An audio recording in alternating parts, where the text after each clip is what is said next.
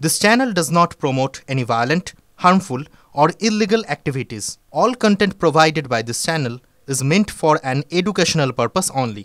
ভোটের আর খুব বেশি বাকি নেই। জোট নিয়ে দুই শিবিরেই নড়াচড়া শুরু হয়েছে। চাপানুতর চলছে রাজনৈতিক মহলে।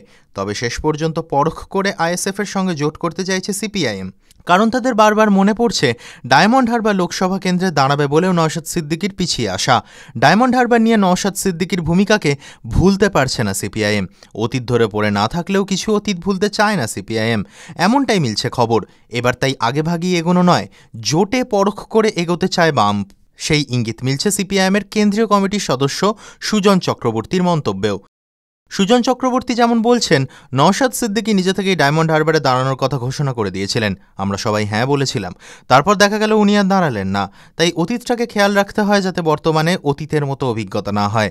এটা হলে ভবিষ্যতের জন্য সুবিধা হবে। ফলে কে কি বলছেন এটার ভিত্তিতে মত দেওয়ার কোনো মানে নেই। প্রত্যেকেই সাবালক, কিন্তু কেউ দাঁড়ালে সব সমীকরণ উল্টে যাবে অথবা পাল্টে যাবে, এভাবে দেখাটা উচিত নয়।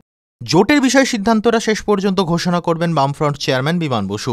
সুজন যদিও বলছেন তাদের হাতে এখনও বেশ কিছুটা সময় বাকি আছে, ফলে এখনই জোট নিয়ে বলার সময় আসেনি। বলছেন সুজন, প্রসঙ্গত জোটের বিষয়ে দ্রুত পদক্ষেপ করতে আর্জি জানিয়ে দিন 15 আগেই বামফ্রন্ট চেয়ারম্যান বিমান বসুকে চিঠি দিয়েছিলেন আইএসএফ চেয়ারম্যান নওশাদ সিদ্দিকী। এদিকে আবার কংগ্রেসের সঙ্গে জোট নিয়েও বামাদের শরিক দলগুলির মধ্যে চাপানোতর চলছে। এখন দেখার শেষ পর্যন্ত জল কোন দিকে গড়ায়। টিভেন বাংলা ডিজিটাল।